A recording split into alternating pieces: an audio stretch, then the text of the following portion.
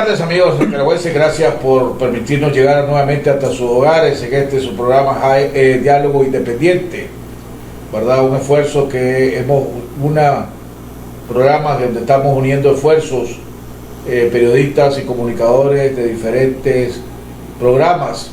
Una idea está con nosotros de Sergio Marín Cordavaca, de la Mesa Redonda, don Javier Reyes Alba, director de La Trinchera de la Noticia, don Aníbal Toruño de Radio Darío y Danilo Aguirre.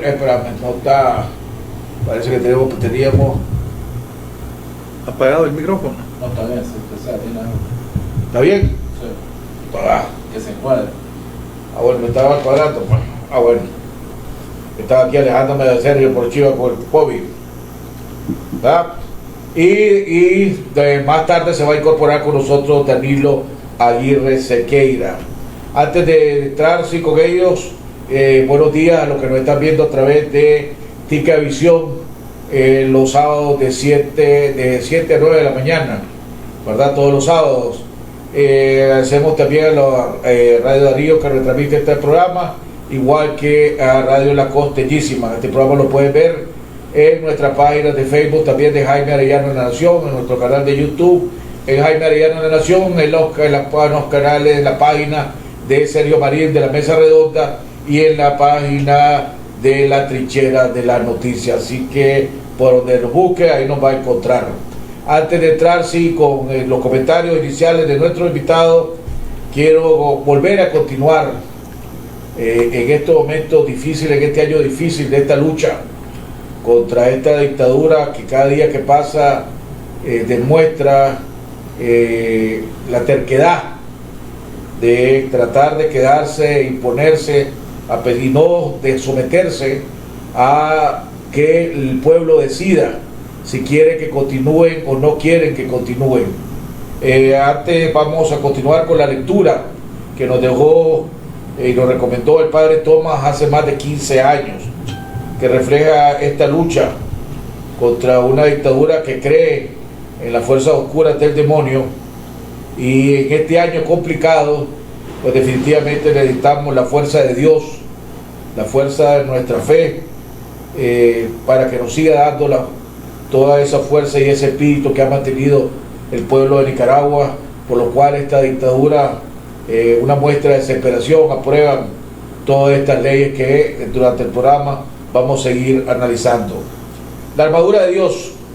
Por lo demás, hermanos míos, fortalecedos en el Señor y en el poder de su fuerza, vestidos de toda la armadura de Dios para que podáis estar firmes contra las acechanzas del diablo, porque no tenemos lucha contra sangre y carne, sino contra principados, contra potestades, contra los gobernadores de las tinieblas de este siglo, contra huestes espirituales de maldad en las regiones celestes. Por tanto, tomad toda la armadura de Dios para que podáis resistir en el día malo y habiendo acabado todo, estar firmes. Estad pues firmes, ceñidos vuestros lomos con la verdad y vestidos con la coraza de la justicia y calzados los pies con el apresto del evangelio de la paz. Sobre todo, tomad el escudo de la fe con que podáis apagar todos los dardos del fuego del maligno, y tomad el yelmo de la salvación y la espada del Espíritu, que es la palabra de Dios.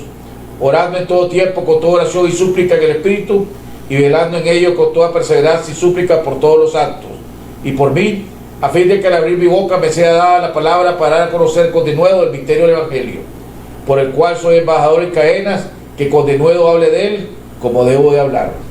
Amén. Ya estamos conectados, ya está con nosotros de aquí en el estudio conmigo don Sergio Marín Cordavaca, y vía internet ya está conectado también con nosotros don Javier Reyes Alba, director de La Trinchera de la Noticia, y como anuncié, más tarde se va a incorporar con nosotros don Danilo Aguirre Sequeira. Javier, Sergio, bienvenido al programa. Como siempre, primero al bate don Javier Reyes Alba. Adelante, brother. Audio.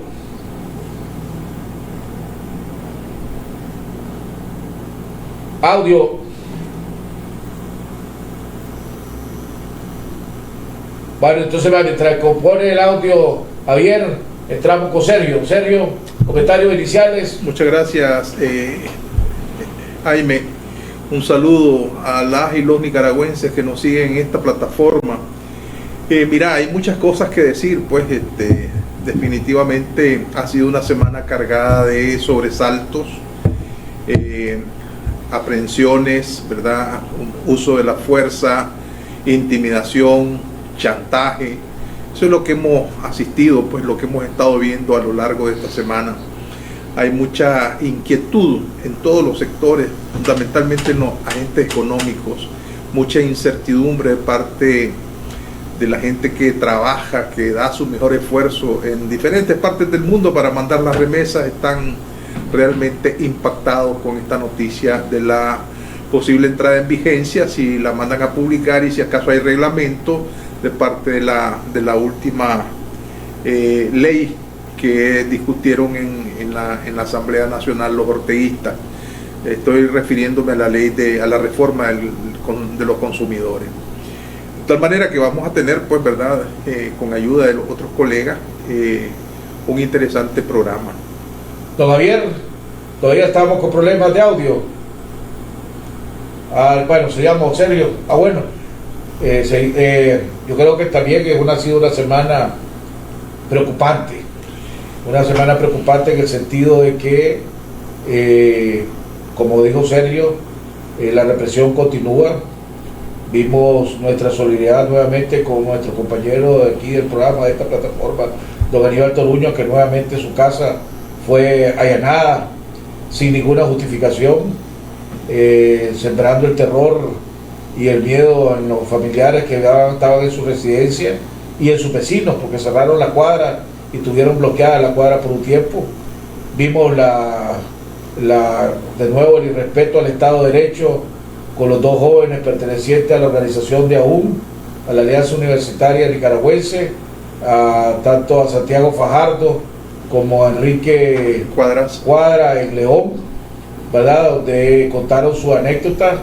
A Santiago lo obligaron a desnudarse, inclusive cuando lo estaban interrogando. Gracias a Dios a ninguno de los dos sufrieron un ataque físico en el sentido.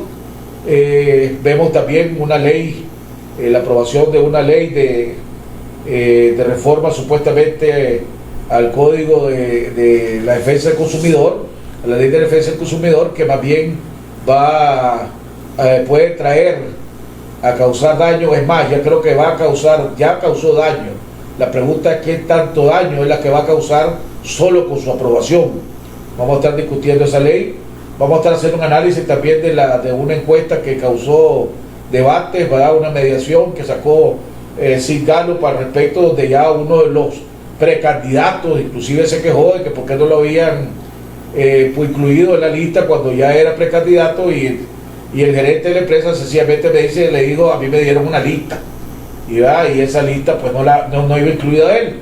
Luego volvemos a la interrogante de quién es el que paga las encuestas y cómo son pagadas esas encuestas. El día de hoy salió un comunicado también de la Comisión de Paz y Justicia de la Iglesia, haciendo un llamado al sector de oposición y al pueblo en general, que hay que luchar para que haya reformas electorales, que hay que hacer todo un esfuerzo coordinado para que haya reformas electorales. Creo que esto es alrededor de la propuesta que nosotros hicimos alrededor de ese tema. Pero ya está con nosotros Javier Reyes. Javier. Sí, ya tengo audio. Oh, muchas gracias. Ahí disculpen técnico. Bien, en tu agenda, Jaime, me que los problemas de Nicaragua se están dando, y lo más grave de todo esto es que es una preparación, es decir, todo esto es un plan preconcebido para sembrar una especie de caos, una especie de miedo, crear las condiciones en las cuales los nicaragüenses van a sentir movilizados o van a estar en un proceso de desmovilización en la medida en que se acercan las elecciones, en la medida en que se continúa, digamos, hostigando o preparando para la desunión en el sector opositor.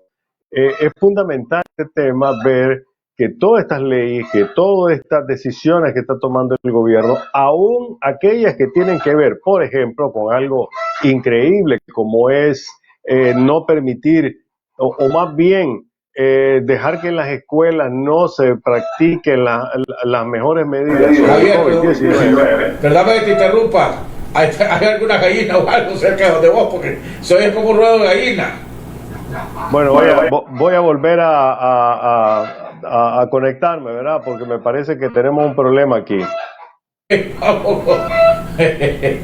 Se está oyendo como un ruido de gallina. Bueno, pero eso es parte de amigos televidentes, eso es parte de la misma situación de pandemia alrededor de que estamos viendo, no solo aquí en todas partes del mundo, ¿verdad? Donde hay problemas técnicos este es el nuevo mundo en lo que tenemos que acostumbrarnos, ¿verdad?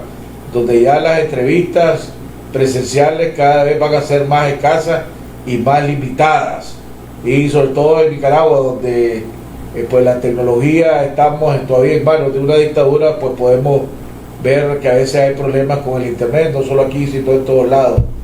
Si querés, Sergio, comenzamos con vos alrededor de el primer tema, que sería... Mira, yo quiero referirme al hecho de que 3 organizaciones de la sociedad civil, y estaba buscando los comunicados, producto de la entrada en vigencia desde hace algunos días de la ley de agentes extranjeros, y como hoy era el último día para hacer los trámites de inscripción, decidieron suspender actividades en Nicaragua. Primero lo hizo PEN. ¿Qué es PEN Internacional? PEN es la ONG más vieja del mundo y aglutina a los principales escritores y periodistas y cineastas e intelectuales del mundo.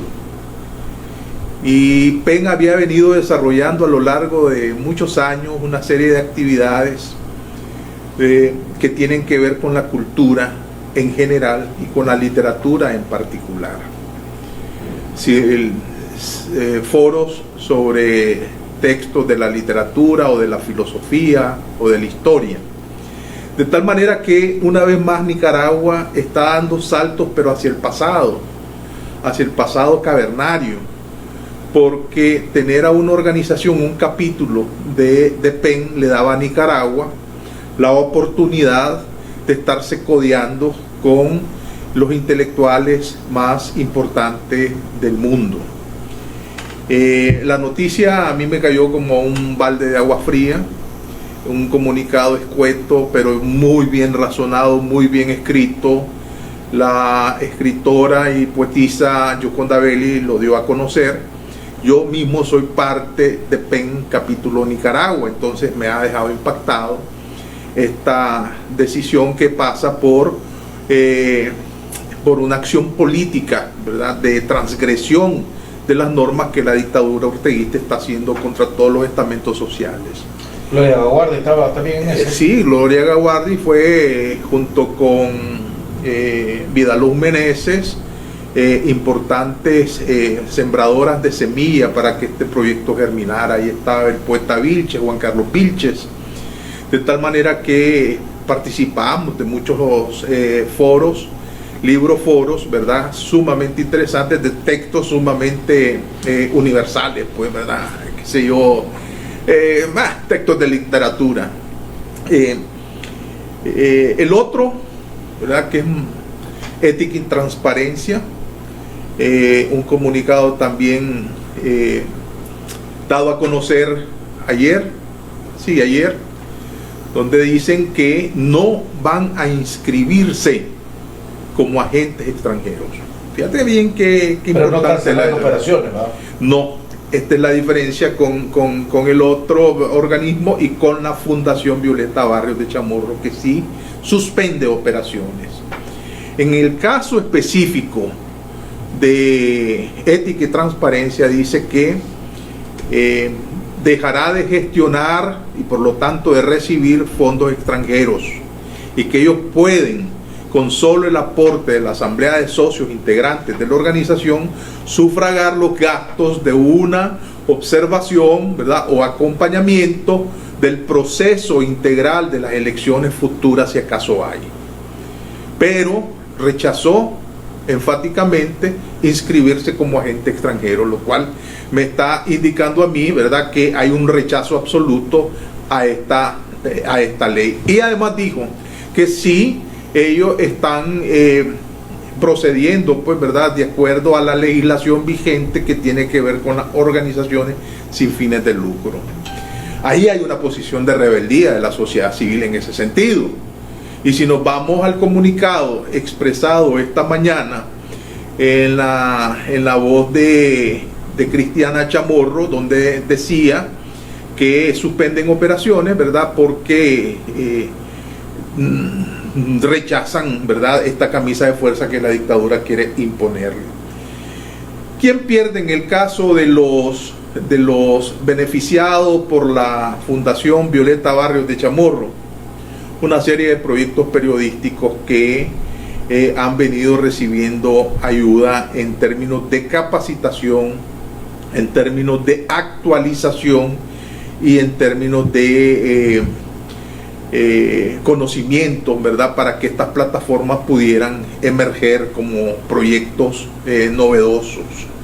De tal manera que aquí vamos, ¿verdad?, en un proceso de indefensión terrible donde estas organizaciones se están retirando. Yo creo que ese es el caso de una serie de organizaciones no gubernamentales que no han sido, ¿verdad?, todavía divulgadas porque no han querido hacerlo. Pero hay algunas que yo tengo entendido presentaron la documentación y no les han recibido. Es más, cuando presentaron la documentación ni siquiera tenían, ni siquiera el recibido oficial les dieron, fueron recibidos ahí a regañadientes, no hay ningún sello, es una violación total, ¿verdad?, un total desprecio a la legalidad de ellos mismos, del mismo régimen. De tal manera que eso marca un retroceso, ¿verdad?, y tira una campanada de alerta a todas las organizaciones del mundo. Porque va a tener repercusión el hecho de que los escritores a nivel del mundo se den cuenta de que Pence se está retirando de Nicaragua, pues. Así como va a pesar en el Centro Carter, por ejemplo, y en otras organizaciones encargadas de la observación de procesos eleccionarios, que Ética y Transparencia haya adoptado esta posición que ya referí. Lo mismo el impacto también de que Fundación Violeta Barrios de Chamorro, por supuesto que sí, el símbolo de Doña Violeta, no solamente haya cerrado sus funciones, sí, va a causar, es una alerta al mundo, pues, ¿verdad? Toca las puertas de todos los periódicos más importantes del mundo, de todas las televisiones, y está diciendo, hombre, Ortega nos está colocando nuevamente en las primeras planas de los periódicos. Esa es la verdad, eso hay que decirlo. De una manera pues, negativa. Por supuesto, pues. Y me detengo ahí para que vayamos con detenimiento viendo la otra faceta, ¿verdad? Porque esta es apenas, digamos, una reacción con base a que se vencía el plazo para que se inscribieran o se cumplieran los requisitos de la ley de agentes extranjeros. Fíjense bien, todavía la Corte Suprema no se pronuncia sobre todos los recursos por inconstitucionalidad a cada una de estas leyes, ni se va a pronunciar. Entonces estamos en la indefensión total desde el punto de vista jurídico en Nicaragua. Sí, bueno, Javier, ya estamos, Javier, estamos tocando el primer punto que tocamos. Estamos tocando el punto del impacto de la ley de agentes extranjeros, para ponerte el día, pues. Hay que estar claro de que cuando Daniel Ortega lanza esta ofensiva en materia jurídica, ya lo hemos abordado en estos programas, o lo que pretenden lograr con estas medidas. Por un lado, da la impresión de que lo que pretende es ir sumando, ir acumulando situaciones en las cuales eventualmente en una negociación se pueda llegar a desmontar, digamos, con los Estados Unidos. Estaba leyendo declaraciones que dio, una entrevista exclusiva que le dio a la cadena Univisión el nuevo asesor de seguridad nacional para América Latina, y ahí decía una cosa, que los Estados Unidos están conscientes de que Daniel Ortega está, digamos, creando mucho ruido en el sector electoral, pero que la posición de la administración Biden va a ser la búsqueda de elecciones libres y que está dispuesto a seguir apoyando a la sociedad civil y a los grupos democráticos en Nicaragua. Dijo algo más, y eso hay que leerlo entre líneas. El primer político, digamos, en los últimos años, que utilizó o propuso y ejecutó las sanciones individualizadas fue el entonces vicepresidente Biden en la administración Obama, y que está dispuesto a seguirlas impulsando en la medida en que estas políticas de sanciones se acompañen de un plan como tal. Es interesante porque la pregunta fue sobre Cuba, si Estados Unidos estaba dispuesto a quitarle las sanciones a Cuba, y la respuesta que dio el asesor del presidente Biden fue de que ese tipo de sanciones per se no van a conseguir ningún resultado, que fue la crítica que le están haciendo a la administración Obama. De tal forma que me parece que aquí hay o dos cosas, o un cálculo que va más allá de lo que hasta ahora hemos imaginado por parte del gobierno de Nicaragua, que es ir acumulando, digamos, sumando situaciones para una eventual negociación, y otra en la que la administración de Estados Unidos, recién estrenada, en la que ni siquiera se ha insinuado una política, ya tienen algunas ideas de qué es lo que van a hacer con Nicaragua. Y en Nicaragua ellos quieren elecciones libres, quieren apoyar a la sociedad civil y un país democrático. No han insinuado en algún momento, como en el caso de Venezuela, una negociación como tal. Entonces me parece que esta acumulación de hechos por la vía legal, por la vía política, por la represión y todo eso, podría ser que se estén estrellando inclusive o generando ya desde ahora anticuerpos en una administración en la que Daniel Ortega esperaba una negociación directa, que me parece al final del día que sí se va a producir, pero que de nada le va a servir que una política, que un plan represivo como este vaya a tener, digamos, repercusiones positivas, pues, o que le vaya a generar alguna ganancia más adelante. Digamos que ese sería un escenario. Después podemos hablar de los otros.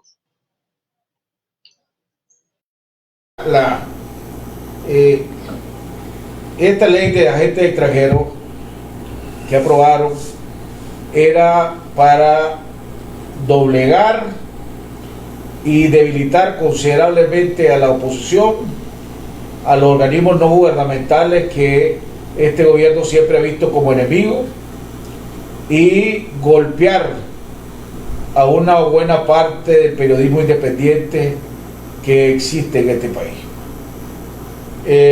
Yo creo que la posición ha sido la correcta.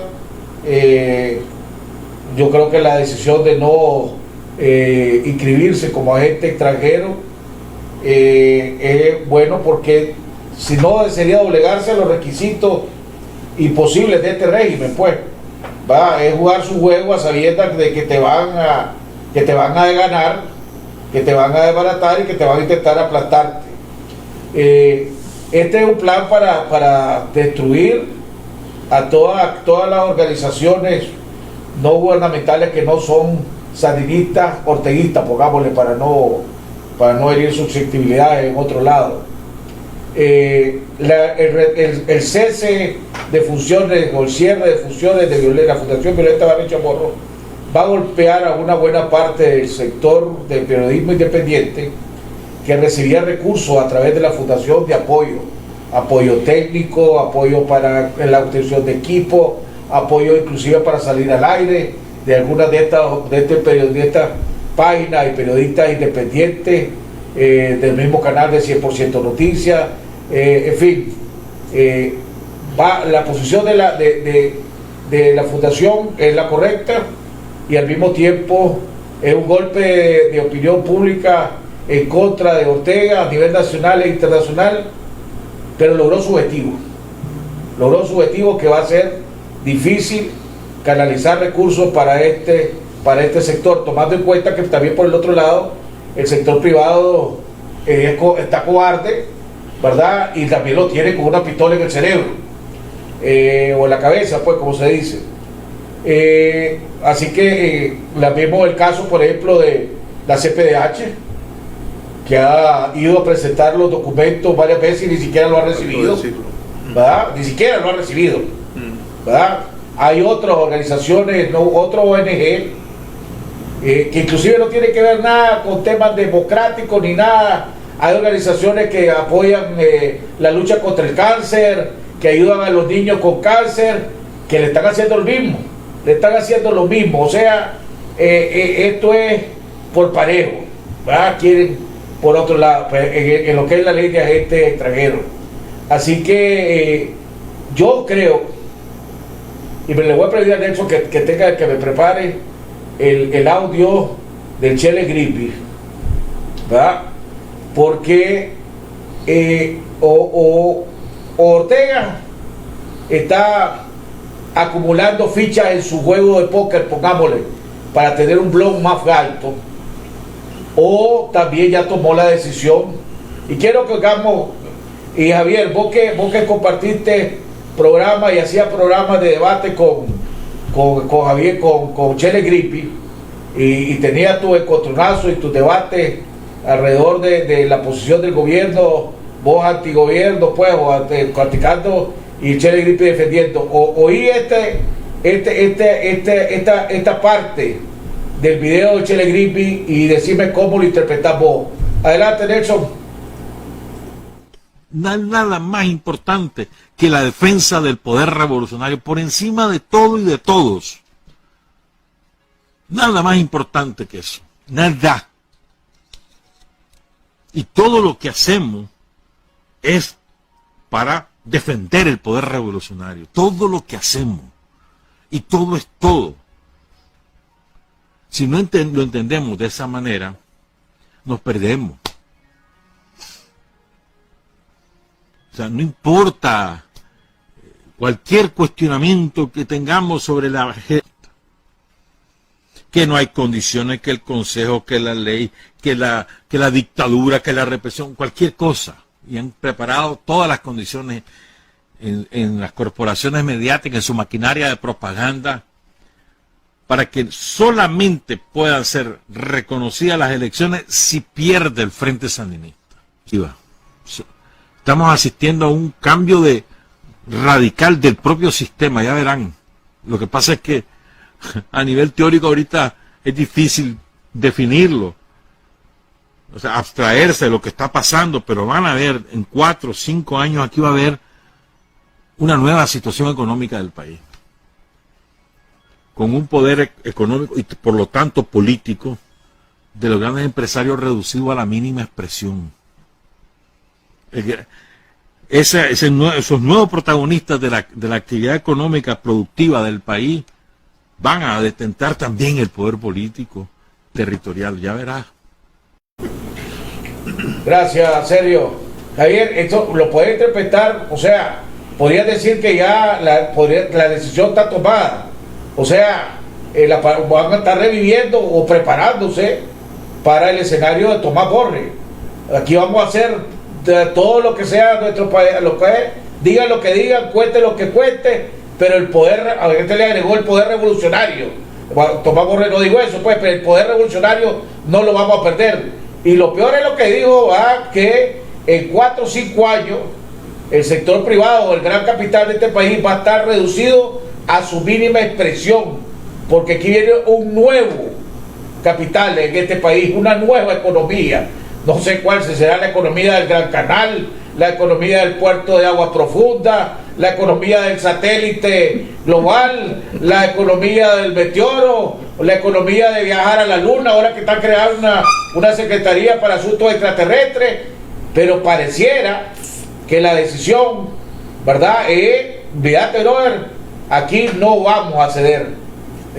Y vos, el Chele Gripi es considerado, para los que no estamos adentro, pues no conocemos, como el vocero no oficial de la posición de Rosario Murillo. ¿Cómo interpretamos eso? Estas fueron palabras de él del día de ayer. Bueno, sobre eso último habría que decir algunas cosas, pero voy a referirme al contenido del mensaje. Básicamente aquí hay 2 cosas. Uno, que la revolución es capaz de superar la revolución, como la llama William Grisby, porque ni siquiera ya Rosario Murillo y menos Daniel Ortega, quien hace cuánto no vemos, 30 días, 40 días, una cosa así, ni siquiera se atreven ya a usar el concepto revolucionario como lo sigue usando William. Pero el punto básico es el siguiente. ¿Cuál es el gran talón de Aquiles? Uno de los grandes talones de Aquiles de las administraciones de Daniel Ortega ha sido la economía. Y básicamente lo que le están diciendo a la gente es que hay economía y diferente después de estas elecciones, que no hay que preocuparse, porque hoy en día no hay, ni siquiera en las filas sandinistas, una claridad de qué es lo que va a ocurrir después de las elecciones, las ganen o las pierden. Los sandinistas saben que si pierden las elecciones su situación va a empeorar, pero que si gana las elecciones Daniel Ortega hay incertidumbre. Pero además hay otro elemento o otro brazo dentro de esto. A nivel internacional y a nivel, por supuesto, de nuestro país, todos sabemos que Daniel Ortega ha sido el peor administrador de la cosa pública y de la economía del país en los últimos 40 años. Estoy refiriéndome a que Daniel Ortega entrega a un país en 1990 prácticamente en la lona.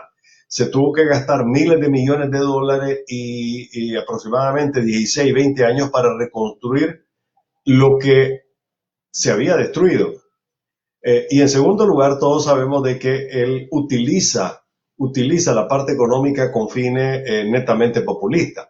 En otras palabras, el presidente Daniel Ortega no le importa a tomar medidas como, por ejemplo, poner una pistola en los bancos sabiendo que no tiene cómo sustituirlo, porque vos lo decías muy bien, ¿con qué economía, con qué banco va a sustituir este país? Sobre todo si dentro de poco o este año el gobierno o Nicaragua ingresa a la lista negra del Gapi, a nivel internacional el impacto va a ser enorme. No tiene con qué sustituir a la banca, porque ni siquiera tiene banco él, porque ya se lo confiscaron y se lo destruyeron.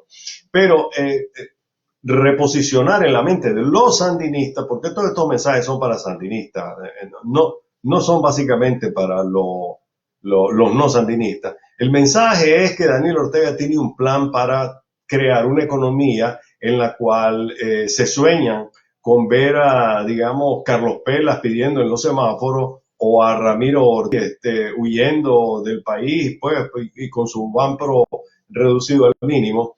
Le están vendiendo una idea equivocada. Ya no, los sandinistas y menos los jóvenes sandinistas ya no compran la idea de un país dominado por un partido, por una clase obrera, como se soñaba en los años 80.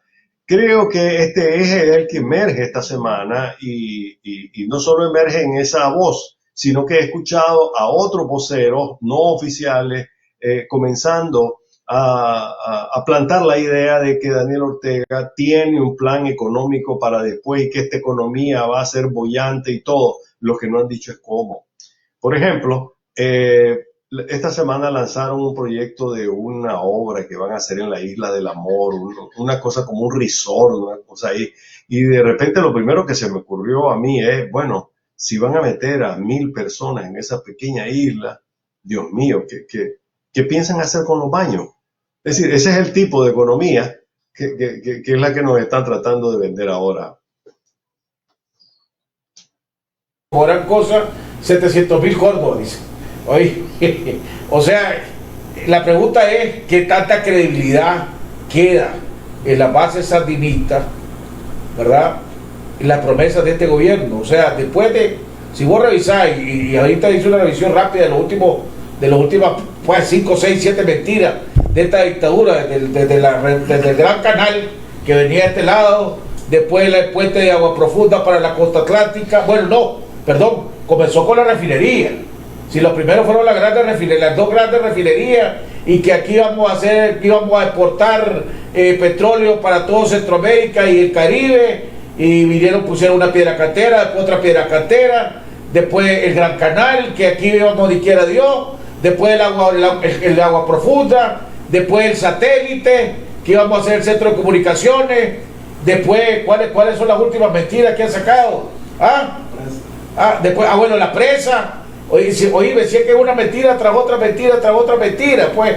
Entonces, la pregunta es, Sergio, vos que también sos periodista y que tanta credibilidad tiene ese mensaje, y yo lo oía y agradezco a Javier el aporte que ese aporte, de que también ese es el mensaje que están mandando a su base, es porque quiere decir que están preocupados de que saben que la crisis económica ya le está afectando, bueno, que es lo normal, a su propia gente, y su propia gente le debe estar diciendo a Ortega, busquemos, pero el principal problema es cómo jodido vamos a resolver los problemas económicos, y no veo la manera de cómo poder resolver los problemas económicos.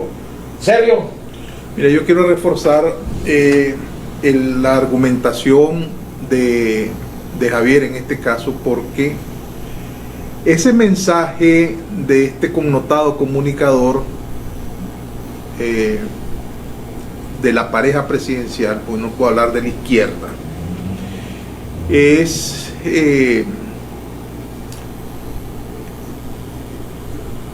quiero encontrar el término correcto, pero es que él está arengando a la tropa, está diciéndole, está tratando de venderle mentiras a la tropa. Me recordó el afán que tuvo el orteguismo cuando se asentó por segunda vez en el poder, 2007, 2008, específicamente en el año 2009, porque el 2007 la preocupación de Ortega era la reelección, y eso lo pudo lograr después de la elección del 2008, donde se robó prácticamente casi todas las alcaldías municipales. Ese fue el discurso, exactamente, ahí como el mismo discurso que ahora pretende retomar Grimby, de una revolución existente solamente en sus cerebros. Aquí ya no hay revolución. Daniel Ortega mató la revolución con sus actitudes, ¿verdad? Porque no hubo en el 2007, hubo dádivas, ¿verdad?, a los pobres, y no hubo y no habrá revolución solamente en la mente de Grimby. Esa es la primera gran mentira. La segunda es estarle diciendo, ¿verdad?, arengando a la tropa, llevándole el mensaje a los sandinistas. Por eso denota una gran preocupación de parte de Grimby, y él lo sabe perfectamente, que está manejando la tesis de, bueno, vamos a elecciones y tiene que perder Daniel Ortega. Es que está demostrado que está derrotado. Nosotros decíamos que Daniel Ortega estaba derrotado en el mismo momento en que la población se autoconvocó, desde la primera marcha que se hizo, en la que todo el pueblo de Nicaragua prefirió ir a la UPOLI. Ahí estaba frito. En cualquier parte del mundo, con una marcha gigantesca de esa naturaleza, cualquier gobernante con escrúpulos se iba del poder, es decir, negociaba su salida. Tan es así que generó un diálogo, y ahora nos viene a decir que Daniel Ortega, ¿verdad?, tiene que perder porque la derecha lo dice. No, porque está derrotado por todo lo que vino acumulando en desagravios en contra de todos los sectores del pueblo de Nicaragua, y que tuvo su estallido en el 2018. Ahí el pueblo de Nicaragua se pronunció, y se pronunció sistemáticamente, y tuvo que recurrir al asesinato de jóvenes el 30 de mayo en la Marcha de las Madres para poder detener al pueblo que estaba en las calles. Y vuelve a recordarnos la revolución, y vuelve a recordarnos que Daniel Ortega es un posible ganador. Nada de eso. Yo siento que está totalmente afligido y totalmente mintiendo, pues, reposando sobre sus mentiras la argumentación que tiene. Ahora voy a ir a otro hecho, discúlpame, Jaime. El sandinismo debe darse cuenta de que Ortega está derrotado, y me voy a referir a la última encuesta de Cigalo. No, un 5% está repartido entre UNAP, Coalición, Alianza Cívica, Ceporel, etcétera. Eso no cuenta ahorita. El gran filón que ahí hay es que el pueblo de Nicaragua está en contra de Daniel Ortega, ahí lo dice claramente, y aquellos están con un 25%. Es decir, han perdido gente y se demuestra. Y saben perfectamente que no van a ganar en una contienda justa. Y por eso están haciendo todo lo posible para amedrentar a los diferentes sectores y para dividir a la oposición. Eso hay que decirlo con claridad. El Chelegripe estaba preocupado y está vengando la tropa. Vean ustedes, él dice, van a ver dentro de 4 años. ¿Cuál 4 años? Si el país no resiste 2. Si todo el mundo aquí sabe perfectamente que es Ortega el causante de todos los problemas económicos. Y es Ortega el que desde la posición política ha venido generando todos estos problemas. Ya está frito. Vamos, Javier, ahora Sí, te escucho. en el 2008, pongámosle, usando el análisis que acaban de hacer ahorita, él tenía estaba estructurando, ya había estructurado un aliado. Él tenía 2 aliados, uno internacional y uno nacional. El aliado internacional era Chávez, con su plata internacional, y nacional el sector privado. Que el sector privado lo convenció y le dijo, mira, vos olvídate del fraude del 2008, brother, de todo esto, vos te metas en este asunto. ¿Verdad? Que yo te voy a permitir, vamos a hacer reales, vos vas a hacer reales y yo voy a hacer reales. ¿Verdad? Vos vas a hacer reales de Venezuela, ahí te voy a compartir, te voy a dar tus chapulines, te voy a dejar que trabajes normalmente. Es más, las decisiones económicas las vamos a tomar juntos. Para que vos me digas dónde te está chimando el zapato y no te esté chimando. Y por ahí el sector privado pasó así 10 años más, pues, del 2008 al 2018. Pero ahora el escenario es diferente. Claro. O sea, ¿a qué se está teniendo Ortega? No tiene un aliado internacional. Que Maduro no tiene, oye, si Cocoto está sobreviviendo él. Rusia nunca le ha dado reales. Él sabe que nunca Rusia no le ha dado reales. China no se mete solo que hay algún interés, ¿verdad? Y no le interesa competencia ahorita con todos los conflictos que tiene y todo el mundo todavía viéndolo con ojos de malo sobre el COVID-19, ¿verdad?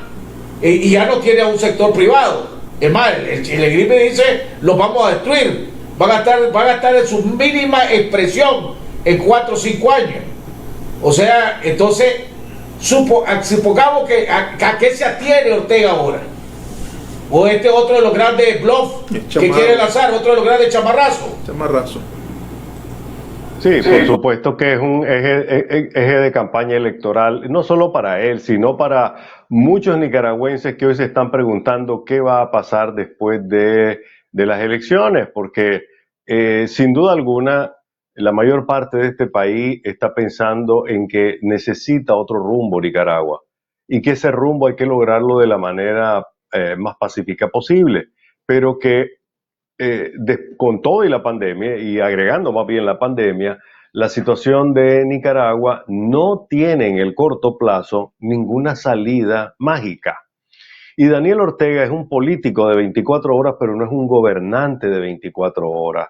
Él está muy empapado y muy posesionado de los poderes políticos que goza, los ejerce con brutalidad, porque ya perdió la sofisticación y ya perdió aquello que en algún momento determinado parecía como tolerable en términos generales. Bajo ese acuerdo en el cual ustedes se dedican a hacer reales, yo me dedico a poner el orden en aquellos que quieran sacar la cabeza. El punto básico es que nunca ha sido una persona propensa a gobernar desde un plano general, o sea, un gobernante completo. En los años 80 entregó el paquete económico a un grupo de especialistas encabezado por Sergio Ramírez, y hoy en día tenía un asesor económico que más o menos venía, digamos, abriéndole el camino con el Fondo Monetario, con la comunidad internacional, e internamente era un apagafuego, hasta que finalmente los celos políticos de Daniel Ortega y de su esposa hicieron que pusiera a un lado a Bayardo Arce. Yo creo que el mismo Bayardo Arce ya está consciente que esa etapa ya quedó superada, que él ya no, por mucho que lo haya dicho en una reciente entrevista. Entonces, hoy en día no hay un solo funcionario del equipo económico que tenga la capacidad de decirle a Daniel Ortega, estás equivocado, esto es lo que hay que hacer. obviamente le hacen las propuestas y él toma las decisiones. Pero ¿a qué me refiero con todo esto? Me refiero a que no hay soluciones mágicas para la economía. Ni siquiera el próximo presidente democrático que pueda salir de la oposición trae el toque mágico para hacer. Es probable que traiga la chispa, es decir, cuando se te quede el carro y de repente tenés el jumper para sacarlo y hacer que arranque. Es posible que lo tenga porque ese próximo gobierno democrático va a tener una suerte de ayuda. Pero me parece que tal vez, digo yo, Daniel Ortega se está entusiasmando por la reacción de la comunidad internacional de los últimos 4 meses, en que le han desembolsado más de 600 millones de dólares y en las condiciones en que estaba, eso es una bocanada de aire puro. Y piensa que probablemente en la era post-COVID, él va a poder tener volúmenes de 600 millones de dólares o 400 millones de dólares en el corto plazo, pero no es cierto. Ningún organismo financiero internacional ha previsto que Nicaragua va a volver a crecer a 3, 4 o 5%. Sigo repitiendo la receta que se dio hace 20, 30 años, de que para que Nicaragua pueda salir del hoyo en donde ya estaba saliendo y ahora ha vuelto, se necesitaban crecimientos con tasas de 7% anual. Y no hay ningún gobierno que las haya conseguido. Daniel Ortega apenas rascó el 5%. De tal forma que no hay una solución sin una acción concertada del país. Y no decir, voy a acabar con el sector privado, lo voy a reducir a la mínima expresión porque yo tengo un plan para construir otro sector privado, porque eso sí es una quimera, pues eso sí ya es un eje electoral de lo más extraño que he visto yo realmente. Decía Sergio, su comentario, Ortega sabe que va a derrotarse. O sea, Ortega sabe que está listo si va a un proceso electoral. Entonces, la pregunta es, ok, supongamos Ortega estará probando y usando, a ver si interpreté bien tu comentario también que hiciste inicialmente. Ortega estará probando o midiendo la administración Biden a saber hasta dónde puede tirar la cobija. Porque está recién comenzada, pues la administración Biden tiene ¿cuánto ahorita? 14 días, 2 semanas, tal vez de estar en el poder. ¿Cuándo que entró asumió? El 20 fue que asumió, 20 de enero. Estamos a 5 de febrero, pues pongámosle 15 días, pues 16 días tiene que estar oficialmente en el poder, ¿verdad? Entonces ratifica las leyes que ya sí han sido aprobadas, ya las publica, ya entran en vigencia. Ahora sale con esta de la reforma a la ley. Estará probando a la administración Biden para ver cómo reacciona, y lo otro es, estará valorando el frente sandinista, pues Ortega, ok, si yo pierdo, ¿cuál es mi escenario? ¿Qué es lo peor para mí? Si pierdo, ¿qué? Voy a ir a la cárcel, me tengo que ir exiliado, ¿qué va a pasar con mi gente? ¿Qué va a pasar con todos mis reales? ¿Qué va a pasar con todas mis cosas? Entonces, ¿qué? Estaré esperando que alguien le diga, mira hermano, negociemos, busquemos a ver pues qué arreglo podemos llegar, y mientras nadie le diga eso, él va a decir, su país va a seguir diciendo, pues bueno, pues si de todas maneras me van a matar, voy a morir peleándola, pues en vez de entregar un proceso electoral donde yo sé que voy a perder, ¿verdad? Y abrumadoramente al paso como va la cosa. La pregunta para los dos, pues no sé quién de los dos quiere analizar esa inquietud, esa pregunta que tengo. Javier, pues si quieres, para que ya serio se ha despachado bonito. Bueno, yo creo que hay que contemplar ese otro escenario del que vos hablabas, y me parece que es un Daniel Ortega preparándose para cruzar el Rubicón de las elecciones en condiciones en que él está altamente preparado para el ejercicio de un gobierno altamente represivo. Porque el contenido de estas leyes van hacia eso, van hacia crear las condiciones para que Daniel Ortega pueda gobernar con todos los garrotes posibles y las bayonetas posibles en una administración en la cual van a tener que, los que quieran hacer negocio, los que quieran desarrollar proyectos, pasar por la puerta con la cabeza agachada.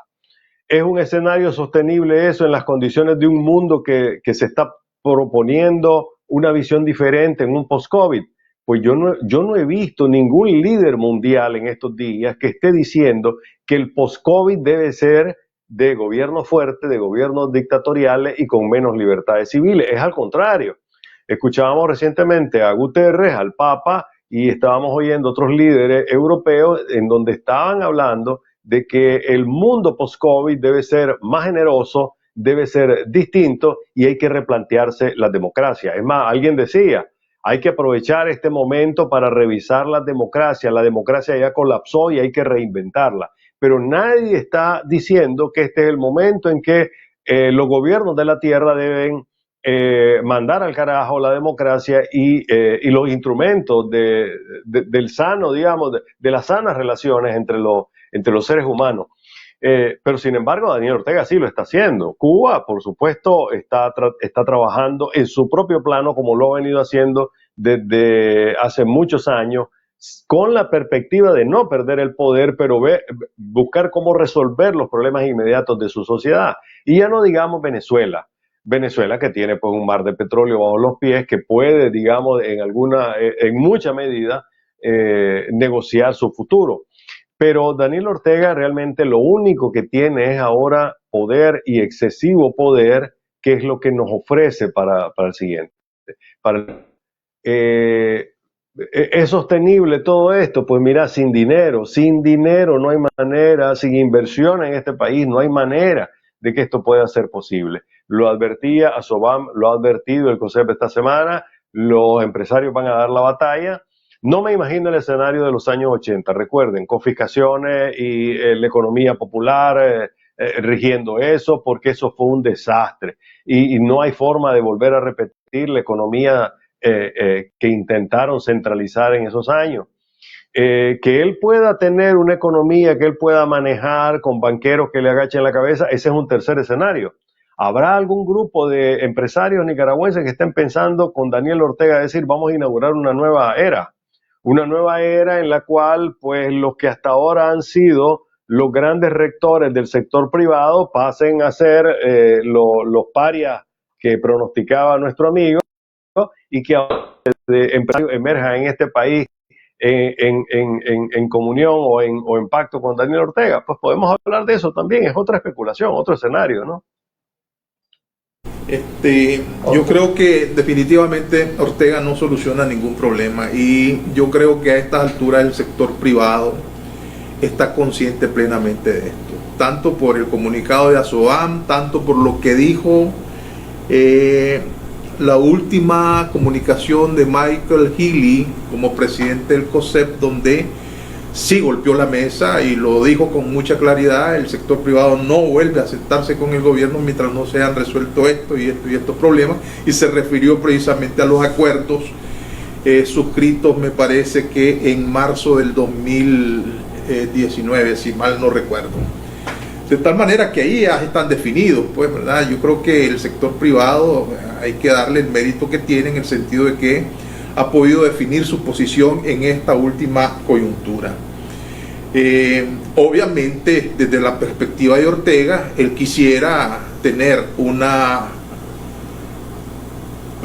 oposición dividida, ¿verdad? Y un sector privado que lo acompañe, ¿verdad? Inclusive está pensando en que puede lograr eso, y que puede él tener un agente validador de las elecciones, ¿verdad? Ese es el escenario que él está pensando, pues no soltar absolutamente nada. Y lo otro es jugarse el todo por el todo. Ahí están los dos escenarios planteados.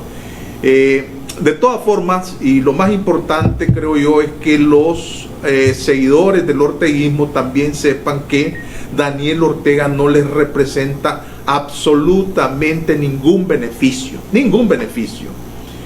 Sí veo yo complicaciones en el horizonte, tal vez no en el extremo de la década de los 80, con toda la escasez que vivimos, en tanto no hay guerra y en tanto no hay un bloqueo comercial impuesto por ninguna nación extranjera. Pero sí veo muchas dificultades del pueblo de Nicaragua, un pueblo de Nicaragua que transitó mal o bien en un proceso democrático, que sí supo, que olfateó, ¿verdad? Las virtudes que tiene la democracia formal en el sentido de libertad irrestricta en cuanto al pensamiento, nadie estaba encarcelado en la década del 80, en el periodo de Doña Violeta. Hubo, ¿verdad?, después del proceso de pacificación, oportunidades. Yo recuerdo que inclusive sandinistas lograron insertarse en los empleos después de un tiempo, pero lo hicieron. De tal manera que no veo, pues, ¿verdad?, que Ortega represente ningún bienestar para nadie. Creo que está consciente, no obstante, ¿verdad?, de que tiene todas las condiciones para perder, y entonces me parece que va a ajochar tanto con este tsunami de leyes, ¿verdad?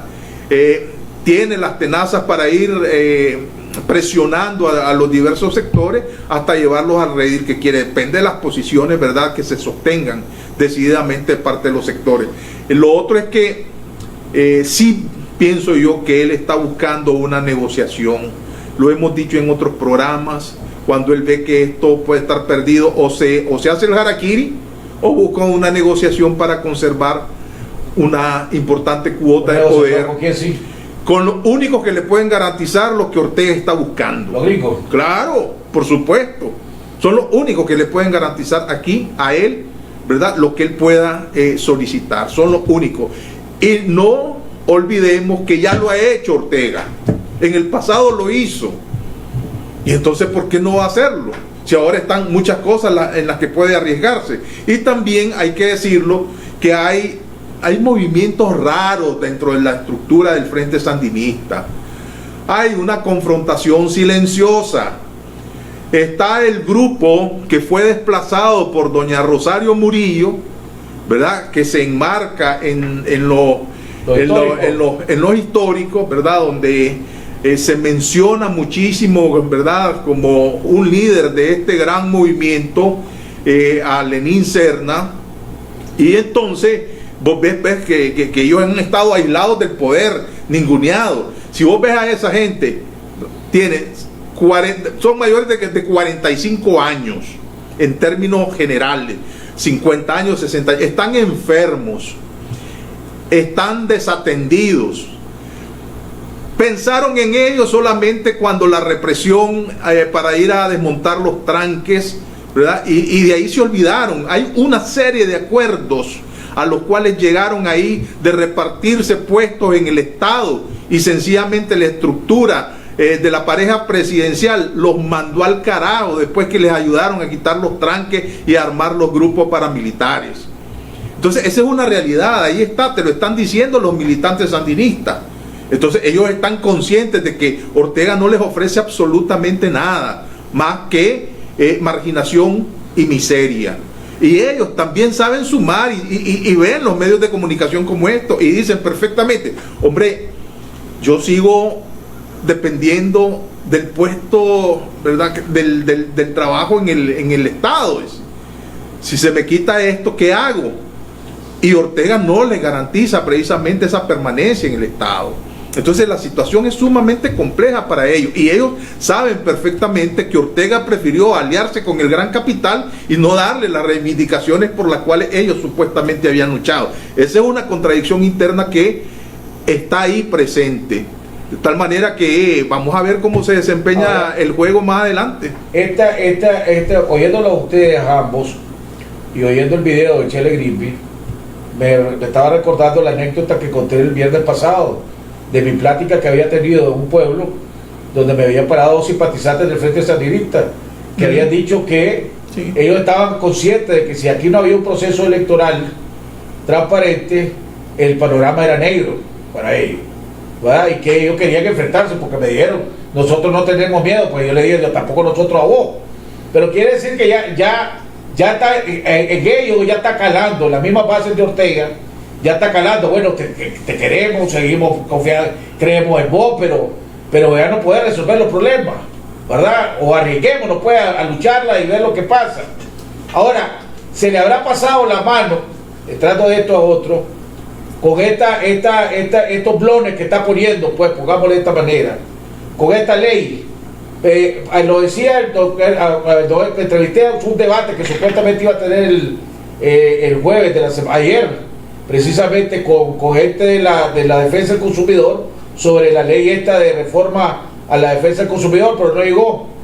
Pero decía Vidaurre, y después lo puse a leer, y hoy hablé con un funcionario de un organismo internacional financiero, y me decía que lo más peligroso de esta ley era, me decía, por ejemplo, me señalaron la aplicación de sanciones del artículo 120, las infracciones a los preceptos de la presente ley, su reglamento y demás disposiciones conectas serán sancionadas administrativamente por la DIPRODEC, sin perjuicio de las demás acciones penales y civiles correspondientes. Las sanciones de cierre temporal o definitivo del establecimiento serán aplicadas por la DIPRODEC y serán recurribles ante el Ministerio o Ministra de Fomento, Industria y Comercio. En otras palabras, Asobank, la superintendencia de banco queda pintada básicamente en esto. La UAF queda pintada prácticamente. Entonces me decía solo con eso, me dice, olvídate de que si la aplica o no, solo con haber aprobado esa ley, me dice, hay un enorme porcentaje de que Nicaragua sea incluida en la lista negra. Y solo con eso, me dice, ¿verdad? Olvídate que si después la aplican o no la aplican, solo con haber aprobado esto, ya ponen en peligro a Nicaragua para entrar a la lista negra. Y las consecuencias de la lista negra, me dice, son enormes, me dice. Yo creo que el gobierno no calculó lo que estaba aprobando, me dice. Tu comentario, Javier, y después ser alrededor de esto. Bueno, la política de Daniel Ortega siempre ha sido asumir los riesgos de sus decisiones y no le ha importado. Es decir, no es de los que miden necesariamente todas las consecuencias y se detienen ante las probabilidades de que un hecho determinado, una acción determinada genere una causa que le afecte. Daniel Ortega está dispuesto a seguir adelante porque piensa que después de las elecciones las posibilidades de arreglarse a nivel internacional van a ser muchas, que va a poder reconstruir la economía, que de alguna manera Claver Carón va a terminar siendo de nuevo su principal financista del programa de obras públicas, que el Banco Mundial va a regresar con chorros de dinero para los programas sociales, etcétera. Puede reconstruir esa economía, pero con una ley que le da ya la posibilidad de poner la bota encima de cada banco, ¿no? Y encima de cada empresario. Para eso necesita el poder. O sea, para ejercer todo el volumen de leyes que ya están aprobadas, listas y todo eso, necesita la presidencia. Y así como están las cosas, la verdad es que está mucho más cerca de lo que nos imaginábamos hace 2 años. Básicamente porque uno de ustedes preguntaba ¿y qué pasaría en el caso de que Ortega por a cualquier costo se quede con el poder? Pues bueno, si acaso o perdiera el poder, bueno, si él perdiera el poder le queda la Corte Suprema, le queda el poder electoral, le queda la bancada, la segunda bancada, la primera de la oposición, inmunidad para él y para su esposa. Va a quedarle mucho poder y encima mucho dinero en efectivo. A mí me da risa cuando se explota o escuchar a Byron Jerez, un bandido de 7 suelas, hablar de que pobrecito, pues ellos no tienen por qué negarles una cuenta bancaria. Si el problema no es para ellos, la ley no es para los 30 afectados, esa ley es precisamente para el centro del poder en Nicaragua, para la familia presidencial, porque están atorados de dinero y hay que ver cómo se incorporan debidamente al sistema financiero. Lo digo con esas palabras eufemísticamente, porque todos sabemos que hay mucha plata que se quedó, digamos, en las tuberías del capital sandinista. Por ejemplo, recuerdan que hay 2 bonos de $60 millones que tenía Caruna, de una negociación, de un negocio que ellos tenían. Solo ahí tenés $120 millones flojos. ¿Dónde están esa plata si ya no tienen Bancorp? Está en algún lado. Y ya no digamos el resto de combustible, etcétera. Estas leyes son para proteger no solo al núcleo principal, sino obviamente pues al resto de sancionados. pero es la primera vez que se hace una ley para buscar, para proteger a que un grupo determinado, reducido, el mínimo de 30 personas, puedan acceder al sistema financiero con un policía adentro, porque ahora el Estado es el policía dentro de las relaciones entre los bancos y sus clientes, y al final del día eso es lo que están protegiendo, eso es lo que van a proteger. El capital que no está debidamente respaldado en el sistema financiero. Ese es el punto. Ahora le saldrá el tiro por la culata porque ya fue introducida en el Senado de los Estados Unidos una reforma a la ley Magnitsky, ¿verdad? Donde la reforma pide que las sanciones sean para la persona y sus familiares. Y entonces, no sé si para un Lucio Repalón, ese es el dicho siempre, Sí. para un Lucio Repalón.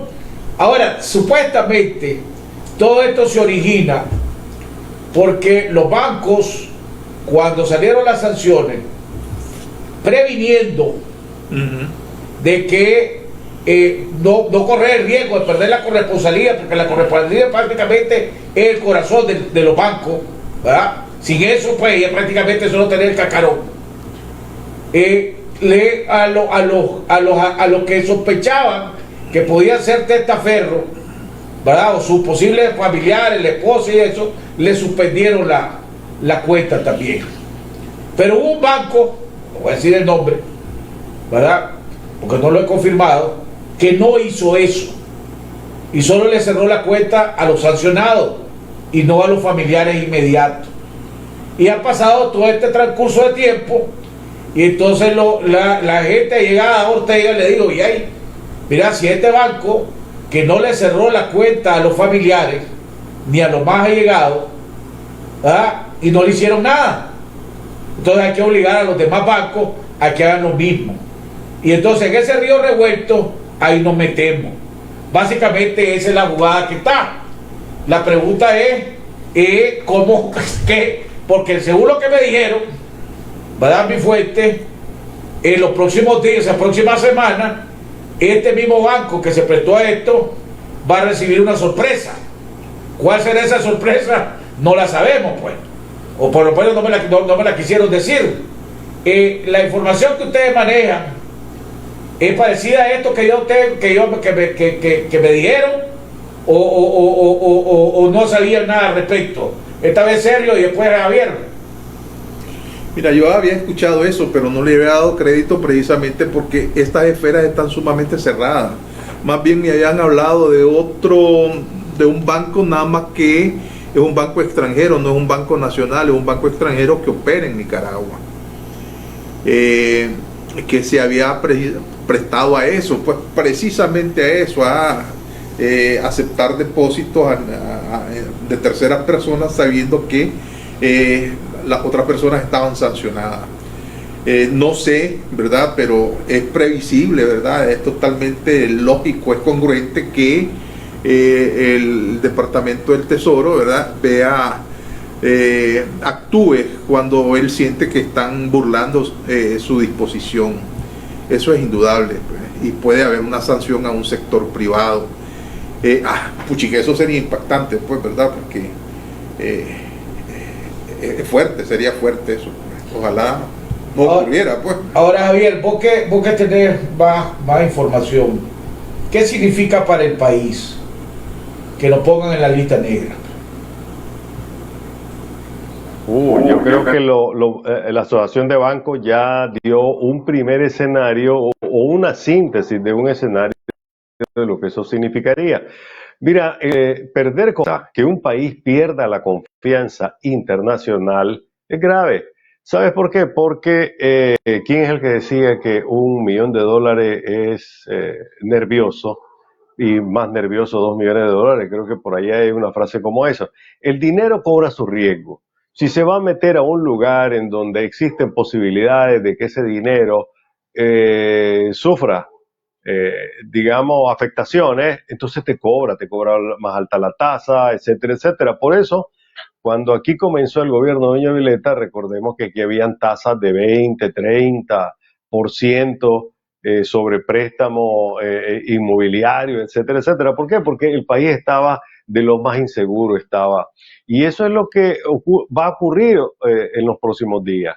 El dinero que va a llegar a Nicaragua, que antes se basaba en una confianza, y la confianza la daba el sistema financiero, los bancos de segundo piso que trabajan con Nicaragua, el BESIE y otros, no trabajan directamente con los cuentavientes o con los prestamistas o con los prestatarios, etcétera, sino que trabajan con la banca. Y una banca que hoy en día tiene ya un policía adentro, un policía que es capaz de decirte, el contrato entre vos y yo por un préstamo, por una tarjeta de crédito, te lo voy a suspender, y que el policía venga y decide, no, espérate, vos no vas a suspender eso, si no te multo.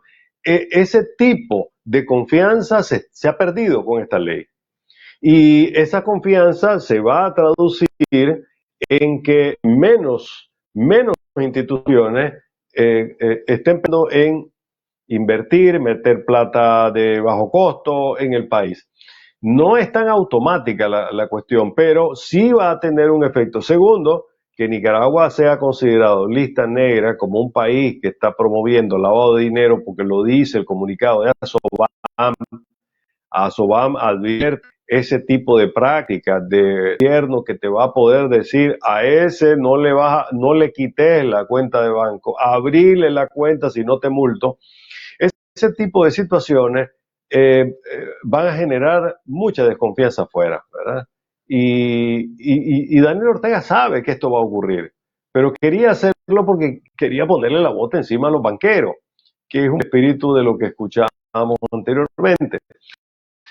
Ahora, ¿fue factible? Yo no creo. Yo creo no en América Latina, digámoslo ahorita, que no pase por la estabilidad financiera, que no pase por la estabilidad de los bancos y por un sector agroexportador que se vería directamente afectado si afecta la columna vertebral de la economía o de la parte comercial y de exportación, que en estos momentos son los bancos. Toca esa columna y se afecta todo lo demás. Ahora, antes de entrar al aire, platicando con Sergio, que estábamos aquí, le decía que ayer oía una conversación entre un sandinista simpatizante de Ortega y un empresario no simpatizante, pues decía él, no hombre, no te asustes, y de todas maneras me dice, mientras Ortega no reglamente esta ley, la ley no entra en vigencia, dice.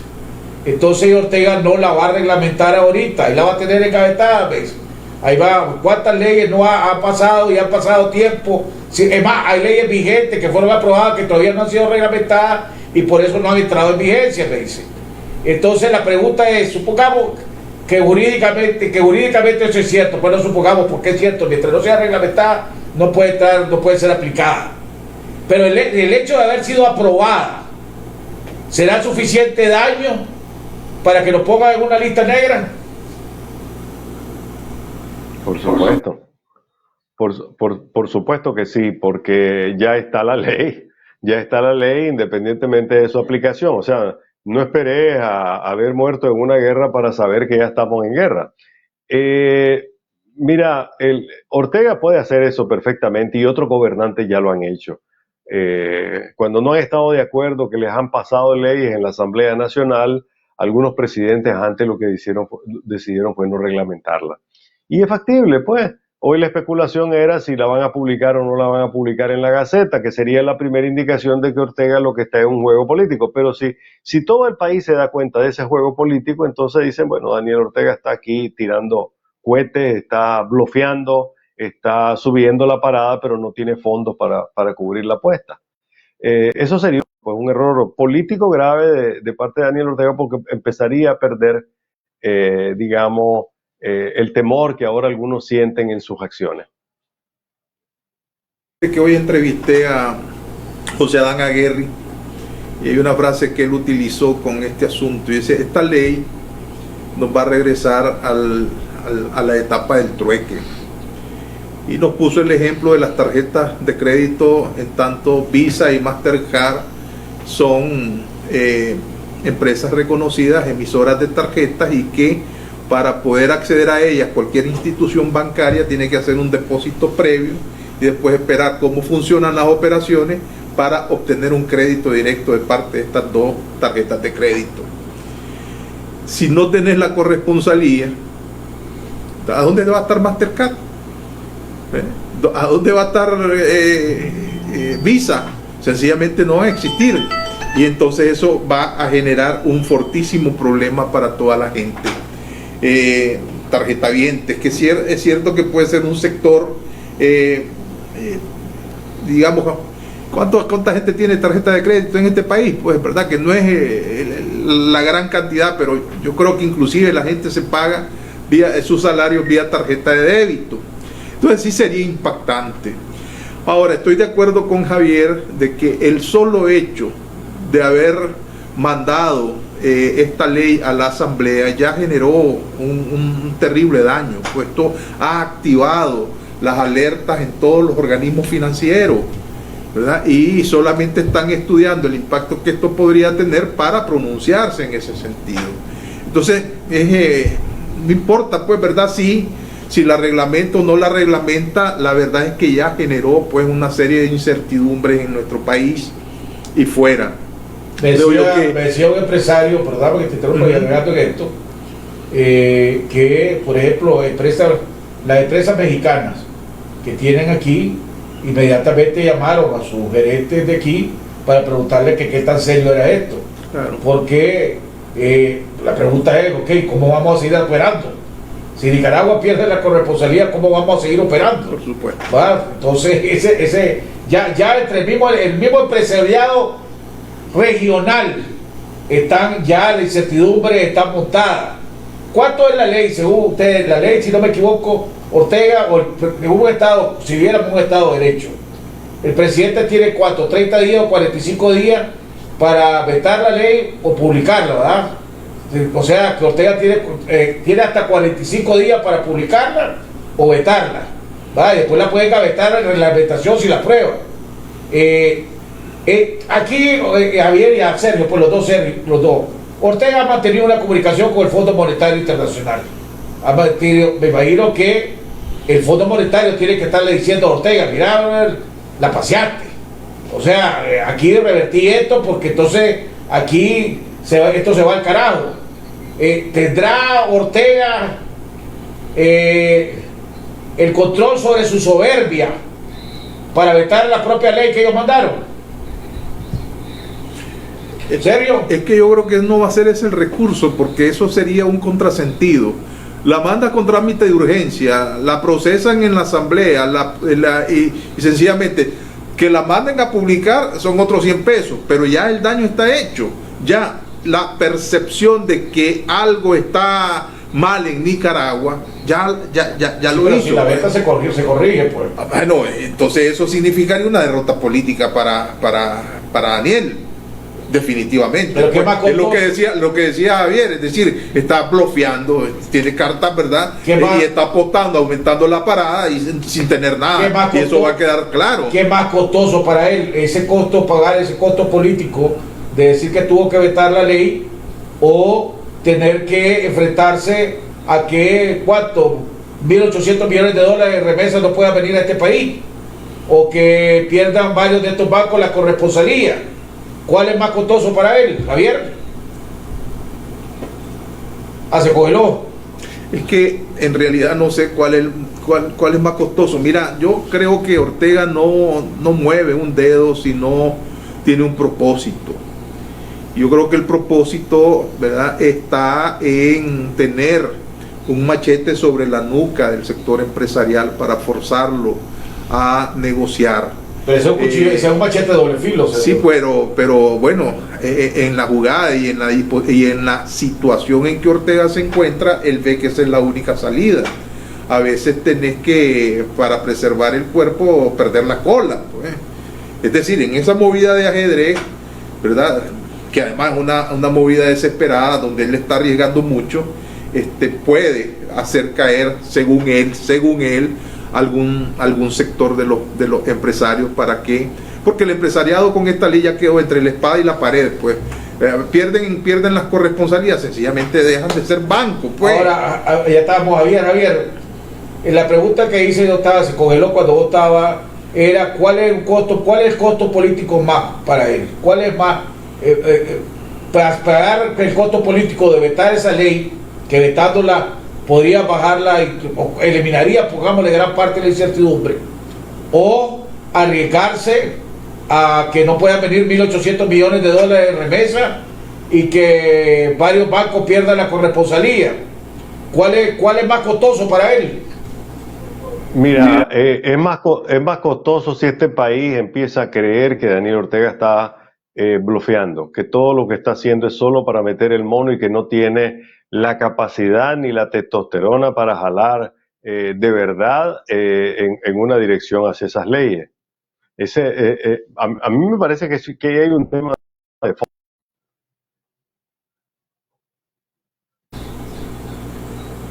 Javier. Sí, no supe si al final se escuchó. Sí, vos algo dijiste de lo de la testosterona, que era peor, pero entonces lo embarcaron, pues, entonces, porque lo dejaron, lo montaron en un caballo donde no hay escaleras para bajarse. A ver, el plan que todos tenemos, incluyendo individualmente los periodistas, el gobierno, la oposición, está muy claro. Mayo tiene dos fechas importantes, mayo y el 7 de noviembre. Ahí es donde se están jugando ahora todos los cálculos políticos. Daniel Ortega está en lo mismo, está haciendo sus cálculos políticos, él está mostrando sus cartas, está mostrando los dientes, el tamaño de sus colmillos y diciéndole a los demás, voy por ustedes, ¿no? Y así como agarra a un preso político, a Santiago Fajardo, deja que se filmen las cosas, porque esta vez no confiscaron los teléfonos, y luego lo suelta al día siguiente. Santiago Fajardo dice que toda esa noche la pasaron interrogando sobre cómo está funcionando por dentro la AUN, etcétera, a la que él pertenece. Si todos de repente comenzamos a decir, no, Daniel Ortega está aquí solo mostrando los dientes y no va a actuar, es peor para él. Ese es el peor costo político, que todos crean de que está engañando al país y que no tiene la capacidad para hacer lo que está prometiendo hacer. Ahora, el peor de los costos políticos es que pierda las elecciones y no está dispuesto a perder las elecciones. Y por eso va a hacer lo que tenga que hacer, que incluye esta campaña de amenaza, la posibilidad de una negociación en mayo o antes de mayo con Estados Unidos y eventualmente en el plano electoral, porque eso es lo que todos lo han dicho. No va a soltar el poder así nomás. Y entonces él tiene todo el juego de cintura posible para hacerlo, ¿no? Frente a eso, en donde hay que ver cuál ha sido hasta ahora la respuesta del sector no para ver exactamente qué es lo que podemos prever en esta situación. Los bancos hablaron claro, el COSEP hablaron claro, los partidos políticos dispersos como están, pues sentaron sus posiciones de respaldo al sector privado. No le fue bien al gobierno en la reacción que tiene dentro del país. La reacción afuera todavía no se ha dado porque Biden apenas se está sentando en la silla, sus asesores apenas están pensando en qué van a hacer con lo de Nicaragua, pero ya quedó claro, el próximo desafío en el plano político en América Latina para la administración Biden es Nicaragua, no es Cuba ni es Venezuela, son las elecciones en Nicaragua y ahí es donde se van a concentrar. Si tuviera que apostar hoy, Sergio, si Ortega va a dar condiciones elementales, pongámosle, para un proceso electoral donde correría el riesgo, pongámosle de esa manera, de perder, pues ¿vos qué apostaría? ¿Que la va a dar o no la va a dar?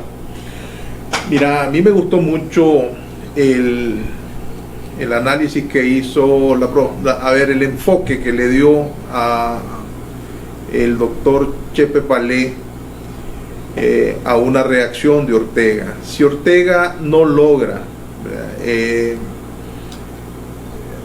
propiciar la división de la fuerza política, él va a cerrarse en términos de unas reformas que le permitan, pues, ¿verdad?, a la oposición ganar el poder.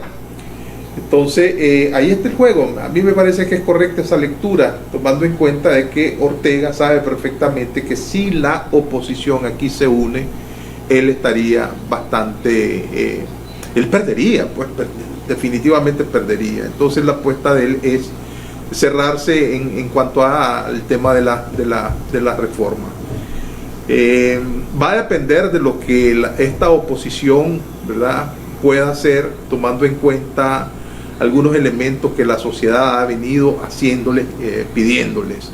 Por ejemplo, hoy estaba el comunicado de, ¿cómo se llama?, la comisión que preside de Paz y Justicia, que a mí me parece sumamente esclarecedor. No es la conferencia episcopal, pero tiene una importancia muy significativa por lo que dice. Entonces yo creo que Ortega va a seguir trabajando para dividir a la oposición, y esta oposición debe reflexionar y no caer en esa Comisión de Justicia y Paz de la Arquidiócesis de Managua. Esa es, sí. Que preside Monseñor Carlos Avilés. Sí. ¿Verdad? Pero Javier, diciéndolo, si, ¿por qué decías vos que aquí hay dos fechas, dos tiempos, mayo y noviembre 7? Si aquí para el mayo no hay condiciones y la comunidad internacional no reconoce este proceso electoral, ya el 7 de noviembre ya es indiferente, pues. O sea, aquí en realidad la fecha tope para definir el escenario de este país, el futuro de este país, es mayo. Porque si ya en mayo o la comunidad internacional no reconoce el proceso electoral de Ortega, ya el 7 de noviembre pasa a ser irrelevante. ¿O estoy equivocado? No está equivocado.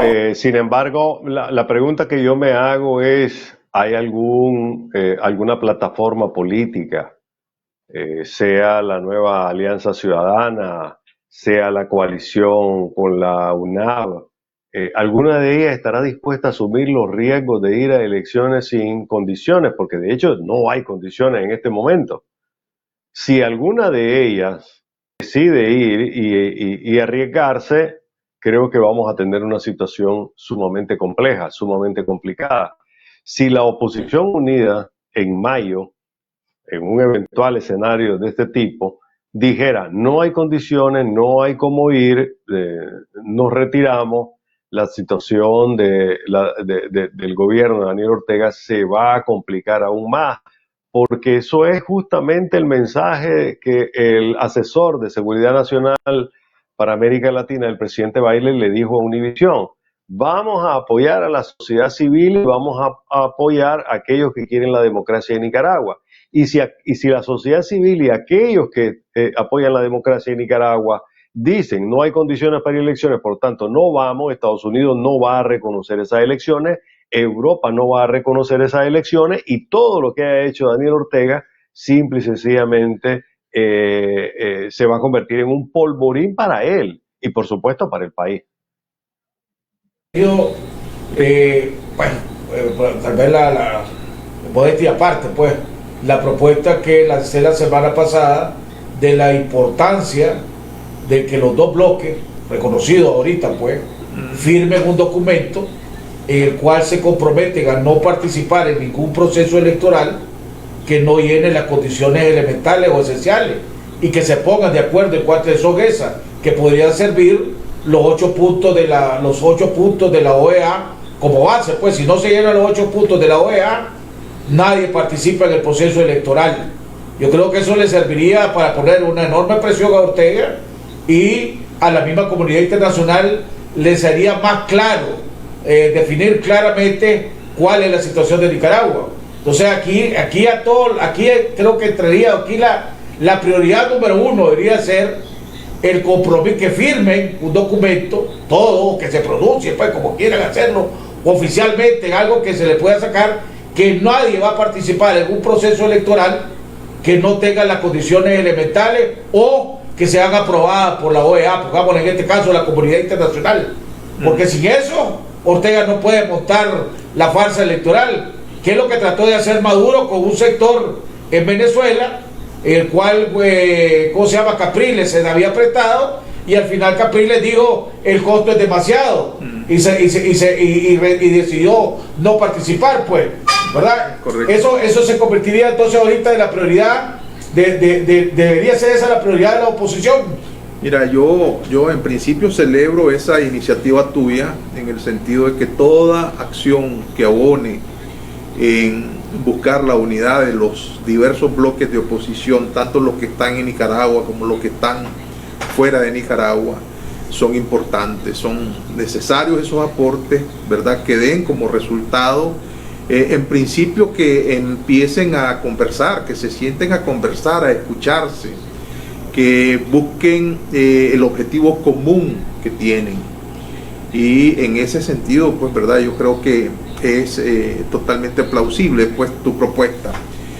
El otro asunto, ¿verdad?, que está relacionado es el otro escenario, ¿verdad? Aquí hay una sopa de letras de partidos de maletín que están en la asamblea por obra y gracia del Frente Sandinista. Esos partidos zancudos, yo los veo participando a favor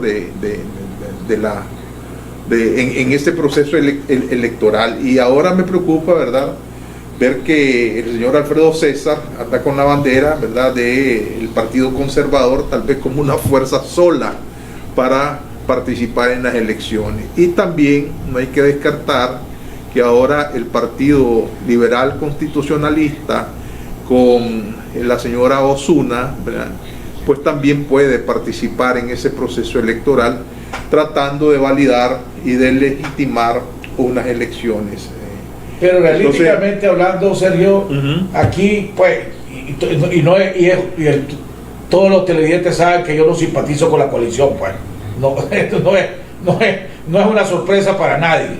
Pero realísticamente hablando, yo soy realista. Aquí los únicos, los dos bloques que le pueden dar credibilidad o cierta credibilidad al proceso electoral es el bloque de la coalición y el bloque de la Alianza Ciudadana. Totalmente de de acuerdo. De ahí el Partido Conservador, ALN, el APRE, el PLI, la Raimundo y todo el mundo que están ahí, ¿verdad? Por más que se pongan agua bendita, hermano, no tienen ninguna credibilidad. Entonces la clave es la coalición y la Alianza Ciudadana. Es que yo no dije que le dan credibilidad, dije que lo acompañan en el proceso, tratando, ¿verdad?, de buscar cierta legitimidad. Estoy completamente de acuerdo que ellos no son los actores que le dan credibilidad a nadie, ni a ellos mismos, ¿eh? Entonces, volviendo al asunto de tu propuesta, yo creo que es correcto y que hay que empezar a invitar, ¿verdad?, a los nicaragüenses que vienen expresando diversos puntos de vista, pero que están en el extranjero. Tienen que escucharse todos los bloques opositores dentro y fuera del país, porque no son ideas totalmente opuestas. Ninguno plantea ideas opuestas. Lo que han planteado los nicaragüenses en el extranjero es que no se puede, que no hay condiciones básicas para asistir a elecciones mientras tengamos presos políticos, mientras tengamos exiliados. Es una razón más que razonable, pues, ¿verdad? Sencillamente ellos ven que hace falta un gobierno de transición. Entonces yo creo que todos esos aportes deben ponerse sobre la mesa, aprovechando tu propuesta, aprovechando también la participación de don Fabio y de don Carlos Tunerman. Me parece ahora, que es correcto. Ahora, por eso invito, y aquí lo más que aprovecho que tengo a Javier para que la trinchera de la noticia se sume pues a esta igual que a Sergio, porque ¿cuál es la diferencia que hay entre la propuesta de don Fabio y de la Comisión de Buena Voluntad? Que la Comisión de Buena Voluntad dice que hay que inclusive ya iniciar el proceso de selección de candidatos y que el candidato esté electo para marzo, ¿verdad? Y que a través del candidato sirva para ayudar a unir la oposición. Yo creo que eso más bien complica el asunto. Por eso es que yo dije, digamos, tres obstáculos. El obstáculo de ideológico, dejémoslo por último. Después existe el obstáculo de la transparencia del mecanismo para la toma de decisiones y la selección de candidatos, que también es un pleito de perro. Pero entonces, y el tercer punto siempre es la desconfianza. Ok, ¿cómo ir superando la desconfianza? Ahorita hay algo que tanto el bloque de la coalición como el bloque de Alianza Ciudadana y todos los demás sectores que no están en ninguno de los dos bloques han dicho necesario una reforma electoral para condiciones esenciales. ¿Ok? Ocupemos eso que es lo que une a todo el mundo como base para tratar de explorar lo demás. Entonces, imagínate un acto público, ¿verdad? Donde esté la dirigencia de la coalición, la dirigencia de la Alianza Ciudadana y todos aquellos precandidatos, ¿verdad? Para firmar ese compromiso de que en los próximos 2 meses van a coordinar, o 3 meses van a coordinar acciones en conjunto para forzar que haya condiciones electorales en este país. Y que, como testigo y garante, los candidatos o los precandidatos a la presidencia, los que están en un bloque, en otro bloque, y los que no están en ningún bloque, ¿verdad? Y que además pues puedan invitar cada uno de estos 2 bloques a 2 personalidades más como testigos y garantes, pues, ¿verdad? Imagínate el impacto a nivel nacional, el impacto a Ortega y el impacto a nivel internacional y nacional. ¿Cuál es lo malo de hacer eso? Es mi pregunta, pues. Javier. Yo creo que vos acabas de poner el dedo sobre la llaga. El tema es la inmadurez política, la individualización de la política, los intereses creados y los grupos mesiánicos, porque la verdad es que hay mesiánicos en los dos lados. Para mí que el comunicado de la Comisión de Paz y Justicia establece las 2 cosas básicas que deberían estar ocurriendo en este momento, y déjame sacar 2 citas. Una es en la que los obispos en el año 2014 plantearon reestructurar el sistema electoral del país para devolver la confianza, incluyendo nombrar personas serias y formales y respetables más bien en el Consejo Supremo Electoral. Pero aquí dice lo siguiente: tenemos por delante, dice la Comisión, una oportunidad cívica irreemplazable para dar una solución efectiva a las dificultades que nos agobian.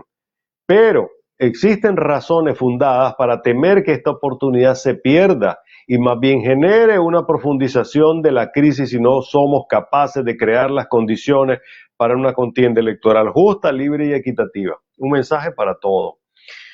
Y eso es lo que debería estar uniendo al país, porque yo estoy de acuerdo con vos, es tanta la inmadurez y tanta la desconfianza que si no se pudieron unir alrededor de la coalición, por ejemplo, como orgánicamente hablando, si no son capaces de unirse alrededor de un candidato, pues no lo van a hacer alrededor de las reformas electorales, que es un tema muy puntual.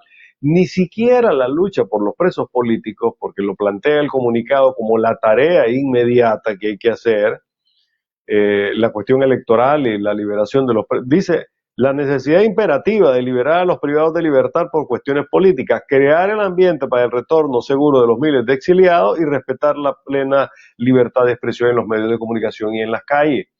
Si ya no se pueden poner alrededor de temas como estos, mucho menos de una decisión tan trascendental como no vamos a ir a las elecciones si no hay condiciones. Si de hecho no van a haber el 100% de las condiciones. De hecho, solamente habrá algunas cuestiones cosméticas y de fondo.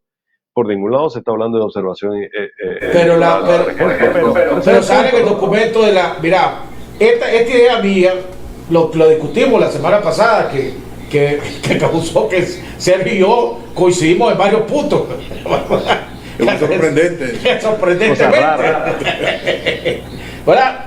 Después de eso, antes le hablé con varios miembros de la conferencia episcopal y les dije, mire, esta es la idea y esta es la idea. Monseñor Báez, Monseñor Cavilés, con varios miembros de la conferencia episcopal. Y me dijeron, es buena idea. Es más, Monseñor Báez me dijo, en la homilía mía del domingo, la voy a comentar, y me mandó la homilía, que tiró también su tira por ahí. Porque la idea también, y lo que me baso en esta propuesta, ayer Sergio, es que la propuesta de reforma a la ley electoral, la reforma electoral es necesaria, que mandaron que el grupo Pro Reforma trabajó, el GPR, que le llaman, ¿verdad? Grupo Pro Reforma, el GPR, todas las organizaciones la respaldaron. La respaldó la coalición, la respaldó la Alianza Cívica, la respaldó C por L. Y cuando se mandaron a la OEA, todos lo respaldaron.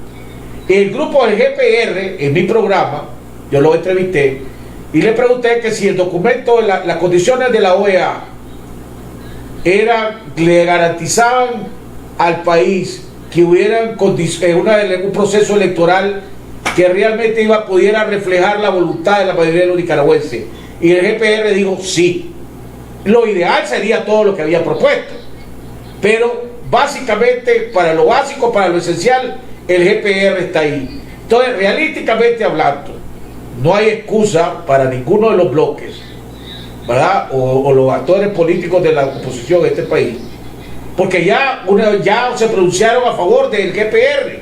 Entonces, ¿qué objeción van a poner? Pues ya, entonces si ya pone objeción a esto, hermano, bueno, porque no le estamos diciendo comprométanse a seguir juntos en una alianza electoral, ok, sino consigamos que haya una alianza, que haya un proceso electoral, y después de conseguir eso, entonces exploramos la posibilidad nuevamente de ir a un proceso electoral, pero por lo menos consigamos algo justo.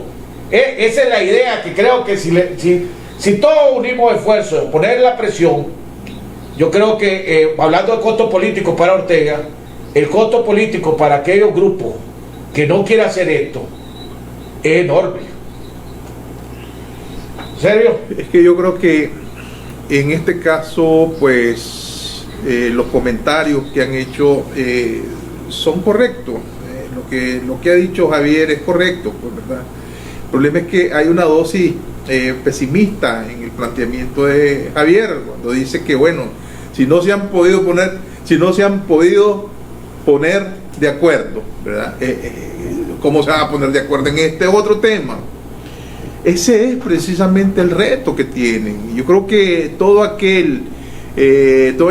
aquella acción facilitadora de encuentros de estos bloques opositores son loables, ¿verdad? Y en ese sentido es que lo digo. Ese es precisamente el reto que tiene la oposición. Tienen que aprender a ser maduros, actuar con responsabilidad histórica. Ya lo hemos dicho, pues la casilla no es una mercancía que van a ponerle valor, ¿verdad?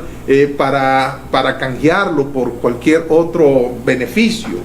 Pero tiene que estar al servicio del pueblo de Nicaragua, porque esa es tal vez la única casilla que tenemos para salir de la dictadura.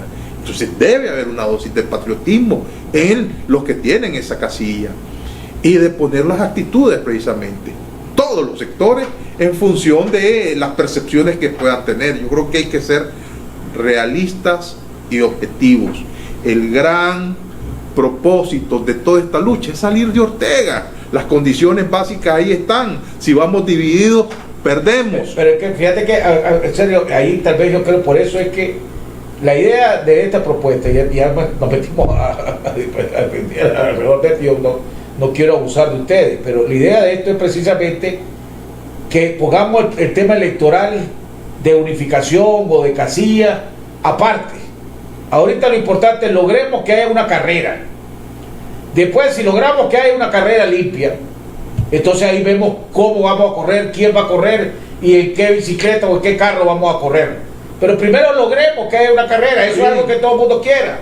Pongámonos de tu identidad partidaria, y no la vas a perder siquiera. A la hora de firmar el documento o lo que sea, o el acto, ahí va a estar el logotipo y la identidad de la coalición, ahí va a estar el logotipo y la identidad de la Alianza Ciudadana, ahí va el logotipo, lo que quiera que esté pues ahí. Y no poner presión de decir, ok, es que después a huevo te vas a tener que unir. No, vamos por parte, papá. Vamos por parte, como cuando estás jalando con la novia, que primero le invitas a salir, después después a ver si le caigo bien, le agarras la mano. Eso es desgraciadamente. Es que no quiere estar ni en el pesimismo mostrado por el comentario de Javier, ni en el optimismo mostrado por vos. No, es que yo no estoy mostrando, lo que te estoy diciendo es, esto es lo que necesitamos. No, yo creo que se necesitan iniciativas de ese tipo. Yo creo que los medios de comunicación debemos asumir el hecho de que estas fuerzas opositoras converjan, se sienten, nos den al pueblo de Nicaragua lo que tanto se le ha pedido. Pues. Eso es. Lo digo yo, lo he sido platicando con le digo yo, estoy como cuando mi esposa me flechó, ¿verdad? Entonces, desde el principio decía, con ella me quiero casar, pero sabía que si le decía desde el principio que con ella me iba a casar, me mandaba el diablo. Entonces, primero le empecé a que me gustaba, que le gustara, que le cayera bien, y hasta después la logré convencer, después de lucha, de que cometiera, pues. No tengo comentario. Que se casara conmigo, pues. Eso es exactamente lo que hay que hacer ahorita, ¿verdad? Empezar que se empiecen a enamorar, a conocerse, pues, nuevamente. Esto es lo que yo, pues, es mi idea. Javier, no sé si querés tocar otro tema, nos quedan 10 minutos. Solo lo último, y quiero ser el aguafiesta de este momento, y quiero ser el abogado del diablo. Ustedes ya vieron que en los últimos meses el gobierno estaba haciendo mucha campaña alrededor de una inversión de varios cientos de millones de dólares que una empresa norteamericana va a hacer en Nicaragua. Dicen que va a arrancar en marzo. Estamos hablando de la instalación de una planta de gas de 300 megas. El dueño de esa empresa es el propietario de uno de los equipos de basquetbol de los Estados Unidos. Me puedo equivocar, pero creo que son el equipo de Denver. ¿Vos crees que este magnate norteamericano no sabe que está sancionado el gobierno, la vicepresidenta, que se puede poner la cuestión turbia? Pero él va a meter sus bollos aquí. Segundo, ¿cuántas embajadas crees que se van a ir después de que Ortega arrase con unas elecciones en las que iría solo con su comparsa? ¿Cuántas embajadas cree que se van a ir? Segundo, ¿cuánto cree que va a durar ese efecto? Esta semana República Dominicana y Panamá dejaron de reconocer a Juan Guaidó porque sienten la necesidad de restablecer relaciones con Maduro. Es decir, ¿cuánto podría ser el efecto que nosotros creemos que sería devastador si el gobierno de Daniel Ortega compra la tesis de que no van a ir los opositores y que al final del día pues va a ir solo con sus comparsas y que va a arrasar las elecciones y se va a quedar otra vez con el 80% del voto? ¿Realmente estamos preparados para esa situación, una situación como esa? Pregunta, ¿cuánto tiempo aguantará Ortega sin un CAFTA en este país? ¿Cuánto tiempo aguantará Ortega sin corresponsalía en el poder? Aquí, o sea, la condición aquí, el próximo paso de los Estados Unidos, si aquí no hay elecciones, es el CAFTA, ¿verdad? Incluyendo, creo que los mismos empresarios no se van a oponer al CAFTA, a que lo saquen del CAFTA, porque saben que de todas maneras se van a destruir y los van a destruir. Entonces Ortega podrá tratar de hacerlo, y yo estoy claro que muchas embajadas se van a quedar, y lo de Guaidó lo hace porque ya no es el presidente de la Asamblea Nacional. Lo dijeron los gobiernos de Dominicana y el otro, que por eso ya no reconocen a Guaidó, pero tampoco reconocen al nuevo presidente de la Asamblea recién electa, pues, de esa supuesta Asamblea recién electa. Pero aquí sí no hay un proceso electoral, ¿verdad? Y con toda esta ley absurda que está aprobando, la pregunta es cuánto aguanta Ortega en el poder. Porque aquí ahorita tendrá miedo la gente de salir si salen unos cuantos porque lo agarra la policía. Pero aquí, como dijo Javier, en el que digo Sergio, cuando aquí salieron 20.000, 30.000, 50.000 en la primera marcha, y en la segunda marcha éramos más de 100 y pico mil personas las que marcharon, ¿qué puede hacer Ortega? Podrá echar preso a unos cuantos, ponerle a 1.000, a 2.000, 3.000, hasta 10.000, pues pongamos que eche preso. Y los otros 190.000, ¿qué va a hacer con ellos? Y yo creo que así como Ortega podría estar jugando a los otros, Ortega, yo creo que con la experiencia que tiene tampoco no es tan pendejo para no creer que si aquí se dejan de venir las remesas, si la crisis económica se profundiza, si la gente no tiene para comer, aquí no es como los años 80 que puede echarle la culpa a que la invasión extranjera, la revolución y el espíritu revolucionario que en ese momento algunos o muchos creían. Eso ya se acabó. Entonces yo creo que Ortega también tiene que estar claro que la paciencia del pueblo y de su misma gente se está rebalsando, porque ya están viendo en Ortega, que Ortega, yo creo que vos fuiste el que hiciste el comentario en el programa pasado, que en los años 80 la misma gente con la elección de Doña Violeta sabían que Ortega, o que querían a Ortega, pero que sabían que Ortega ya no podía resolver los problemas de Nicaragua, o la revolución sandinista. Pues yo creo que ese mismo escenario se le está presentando a Ortega.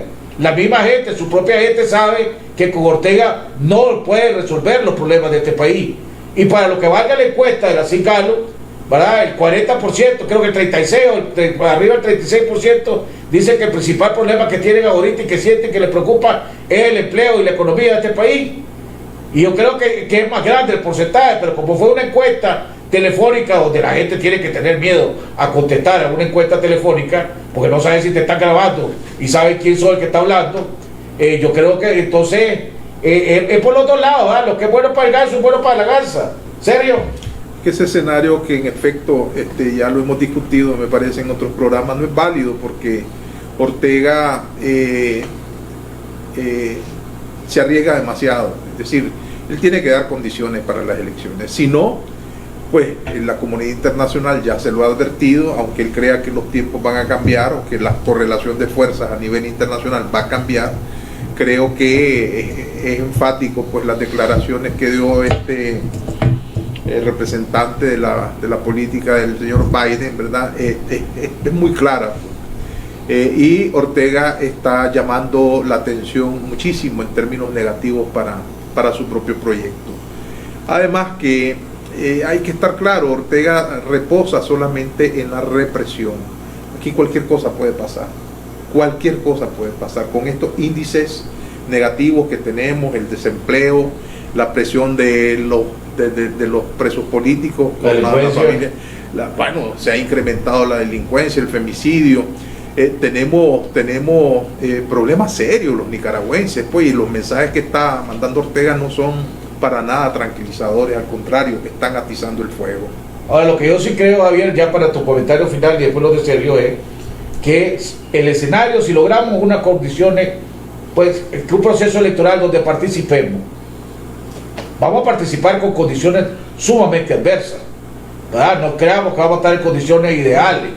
Aquí va a ser, aquí los recursos económicos, y él sí va a procurar que no podamos tener recursos económicos, que sea que va a haber la presión política y la amenaza localmente, en los municipios, en la comarca, en los barrios, las presiones, ya lo hemos vivido en otras elecciones, pues, y eso que no estaba con la represión como estamos.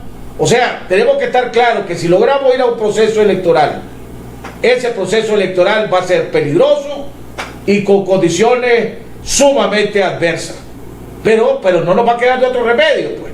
Si logramos las condiciones de que se respete, que sí se va a saber cuál es la decisión de la mayoría de los nicaragüenses. Y aquí los fiscales que vayan a servir de fiscales van a tener que saber que van a tener que llevar su propia comida, que van a tener que poner sus propios recursos, porque reales que le van a dar 200 pesos, 500 pesos para que sirvas de fiscal y te van a llevar tu pollo TikTok o lo demás, esas condiciones no van a haber. Porque aquí no va a haber ningún partido que vaya a tener 1 millón, 2 millones de dólares solo para el día de las elecciones. Es mentira, ni va a haber 10 millones de dólares para la campaña publicitaria, porque además no va a haber medio que te den la campaña publicitaria, ¿verdad? Entonces esas condiciones sí, y él va a tener en plata como loco, va a estar regalando cosas por todo el loco y a lo mejor va a tener la vacuna. Va a tener la vacuna, pero la misma vacuna se le va a convertir en un cuchillo doble filo porque no está ni siquiera preparado para eso. Pero aquí vamos a tener que usar, que Dios me perdone, ¿verdad? Por lo que voy a decir, pero vamos a tener que usar las palabras del cardenal Obando y Bravo. Ustedes agarren todo lo que le den, que el voto es secreto. Javier Reyes, comentarios finales. Bueno, yo sigo pensando y haciendo ya el post-mortem de todo lo que hemos planteado hoy, que sí hay una esperanza al final del túnel y que hay más cosas que pueden unir a la oposición de lo que hasta ahora nosotros hemos previsto. Hoy hemos visto 4 puntos que sí pueden unir a la oposición, tal vez no orgánicamente, pero sí alrededor de un objetivo fundamental, que es conseguir elecciones libres y participar, o ponerle una pistola al gobierno en la cabeza diciéndole esto te va a salir caro. Y ya tus planes de quedarte lo vas a hacer sobre un país venezolanizado, etcétera, etcétera. Lástima que todo esto implicaría para la nación fuga de nuestra juventud, se va a ir en el caso de un fraude electoral que termine imponiendo a Daniel Ortega nuevamente en el poder. Pero sí hay esperanza, sí hay posibilidad, y ojalá la clase política entienda estas cosas, que no es precisamente en el punto ventajista con que algunos se han colocado diciendo ahora el pastel del 18 de abril me lo quedo yo, ahora que estoy sacando a los demás, porque eso es una actitud mezquina y egoísta que no va a ningún lado. Bueno, la política está determinando otras cosas. En segundo lugar, me parece que la gente está clara de que Daniel Ortega ya no puede ofrecer soluciones en este país, por mucho que sus voceros estén diciendo que tiene un sistema económico paralelo en donde los empresarios van a andar de rodillas frente a Daniel Ortega y en el que Carlos Pela va a tener que ir a los semáforos a pedir dinero. Todo eso son mentiras, ¿no? Son cosas de campaña electoral, pero básicamente en las manos de un Daniel Ortega sin credibilidad este país se va a hundir más. Y también hay que considerar que un triunfo electoral significa mucho más sacrificio de lo que estamos hasta ahora. Pero bueno, al final, ¿qué es preferible? ¿Los conflictos en el infierno o una nación por construir? Un gran rótulo que diga estamos reconstruyendo la democracia y estamos reconstruyendo al hombre y la mujer nicaragüense. Yo creo que prefiero lo segundo que lo primero. Sergio, rápidamente. Mira, dicen los criminalistas que siempre el criminal necesita un colaborador necesario. Yo abrigo la esperanza de que el criminal en este caso no obtenga ese colaborador necesario, y me refiero pues a ninguna fuerza política que sí valide o que sí legitime, entre comillas, ese sector, la elección de Ortega.